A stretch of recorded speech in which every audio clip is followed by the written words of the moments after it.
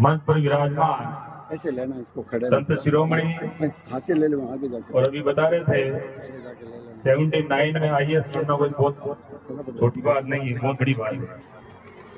महाराज के चरणों में नमन वंदन करता हुआ यहाँ के मेरी छोटी बेटी सरपंच माया देवी एवं मैं कह सकता हूँ बहुत बड़ी लिस्ट है, नाम लूंगा बहुत टाइम लगेगा। हमारे मेहता के प्रधान राजवीर जागड़ा साहब, पूर्व सरपंच माकड़ साहब, बहादुर साहब, सम्मानित मंच कह सकता हूँ मैं। बहुत बड़ी शिक्षा विद्युत लोग मंच पर विराजमान है। इस कुड़ैया गांव के मौजूद नागरिकगण एवं मातृशक्ति एवं प्यारे बच्चों, वास्तव में अभी बता रहे थे एंकर साहब दीनाराम जी बावरी का भी बहुत बहुत हार्दिक आभार। अच्छा प्रोग्राम कराया, मैं भी यहाँ बुला करके लोगों को दर्शन करवाइए, उनका भी आभार व्यक्त करता हूँ। बाबा साहब अम्बेडकर ने कहा था कि शिक्षा वो शहरी का दूध है जो जितना पिएगा उतना दाढ़ेगा।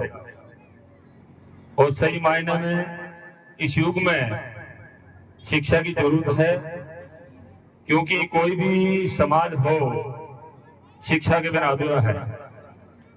जिन जिन इस जमाने में जिस समाज ने शिक्षा की ओर ध्यान दिया, लोग अग्रसर हुए, वो आज के जमाने में हम देखते हैं वो समाज बहुत आगे गया। तो मैं कहना चाहूंगा समस्त बच्चे एवं उनके माता पिता अभी बता रहे थे, पूर्व वक्ता, एक मन में भाव आता है कि पैसे कहां से लाएंगे, लेकिन आज के जमाने में शिक्षा ग्रहण करने वालों को पैसों की जरूरत पड़ती नहीं है, क्योंकि सारी स्कीमें सरकार की फ्री है। चाहे आप किताबें लो, कोचिंग दो, सारी व्यवस्था फ्री है। फिर भी अगर नहीं होता, सरकार लोन देती है बिना ब्याज के, अगर आपको पढ़ना है तो। बाकी बहाने बनाने हैं, मेरे पास पैसे नहीं है, मेरे पापा के पास पैसे नहीं, वो नहीं, वो तो बहाने हैं। जो जो लोग पढ़ना चाहते हैं उनके लिए सरकार की व्यवस्था कर रखी है। आपने देखा था जब बाबा साहब शिक्षा ग्रहण की थी उन्होंने, वो जमाना अलग था, सामंतवाद जमाना था, छुआछूत का बहुत बड़ा वो असर था। उनको बहुत दूर बैठाया जाता था, क्लास में बैठने नहीं देता, पानी का रास्ता अलग था। आज तो कुछ नहीं, कॉमन है, सारी व्यवस्था हम सब देखते हैं, कोई जातिवाद नहीं, कोई भेदभाव नहीं, हम सब साथ बैठते हैं। आज ये मस्जिद बड़ा सब समाज के लोग बैठे हैं, सब साथ बैठे हैं। लेकिन उस जमाने में तो कुछ था ही नहीं, फिर भी उन परिस्थितियों में कभी बाबा साहब घबराए नहीं और आगे बढ़े, शिक्षा ग्रहण की और दुनिया के सर्वोत्कृष्ट नागरिक बने हुए। तो हम सबको, जितने भी एससी समाज के लोग, मैं ये नहीं कहूँगा बावरी समाज, जितने भी एससी वर्ग के लोग, ओबीसी वर्ग लोग हैं जो शिक्षा से वंचित है, कभी उन्होंने मन में घबराहट आई है तो बाबा साहब का संघर्ष याद करना चाहिए कि हमें बाबा साहब को देखकर हमें आगे बढ़ना चाहिए, तब ये शिक्षा जाकर के। एक बहुत बड़ा उदाहरण आता है इस जमाने में, पढ़ के क्या करेंगे, नौकरी लगेगी नहीं, नौकरियां है नहीं। लेकिन मैं कहना चाहूंगा शिक्षा जरूरी है, नौकरी जरूरी नहीं है। अगर आप अच्छे पढ़ लिख जाओगे, नौकरी आपके पीछे घूमेगी। आज तो प्राइवेट जॉब में बच्चों को 2-2 करोड़ का जो है वो मिलता है, जो मिलता है 2-2 करोड़ साल का। तो शिक्षा की तो बात है, अच्छे पढ़ लिखना जरूरी है। तो ये बहुत बड़ा सदाशिव मेरे हिसाब से मेहता पहला ये होगा। बहुत बड़े आपकी टीम को जो शुरुआत हुई है, आपकी शुरुआत को लेकर के हमारी बहन बेटियां, हमारे बच्चे पढ़ेंगे, क्योंकि ये गांव में जब लाइब्रेरी बनती है तो सबसे ज्यादा बच्चे शोषित होती है, क्योंकि हमारे मन में होता है बच्चे बाहर जाएंगे, मन में माता पिता के मन में वहम रहता है, वो वहम दूर होगा।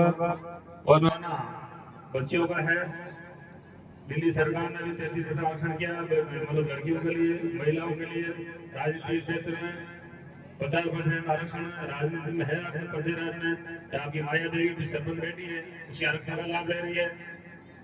और मैं माता पिता से कहना चाहूंगा, आप बच्चों को पढ़ाइए, क्योंकि जब बच्ची पढ़ती है तो 2 घर को संवारती है वो, एक तो अपने पूरे परिवार को, और जब ससुराल जाएगी तब ससुराल को। तो मैं कहना चाहूंगा माता पिताओं को, बच्चों भी आप शिक्षा में ध्यान दें, इसमें गणना नहीं करें कि मेरी बेटी पढ़ गई वो तो पढ़ाई धन है, बाहर चली जाएगी। इस जमाने में पढ़ाया कुछ नहीं है, लड़का लड़की एक समान है, तो सरकार ने भी माना है। हमने देखा होगा इंदिरा गांधी नेहरू जी एक ही लड़की थी, देश की प्रधानमंत्री बनी वसुंधरा जी, अभी मेरे पूर्व MLA थी इंदिरा जी बावरी, महिला थी। तो हम सबको उसको देख करके चलना चाहिए, जमाने के साथ चलना चाहिए। उन्हें आप सबका आभार, आपने बहुत अच्छा पुण्य कार्य किया, राजस्थान में नाम किया और आपकी प्रेरणा लेके पूरे बावरी समाज हो, ऐसे समाज हो, ओबीसी समाज हो, सबको प्रेरणा मिलेगी, सुख से शिक्षा होगी और आपके आशीर्वाद में अभी कह रहे दीनाराम जी मैं भी विधानसभा पहुंचा हूँ आपके वोट की ताकत से, आपकी प्रेम की ताकत से।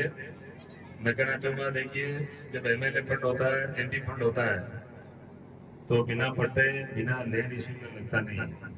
आप लैंड क्लियर करवा दीजिए और आप मुझे कागज दीजिए, क्योंकि शिक्षा क्षेत्र में ये लैंड सीलैंड करने की आप बता रहा आपके सहयोग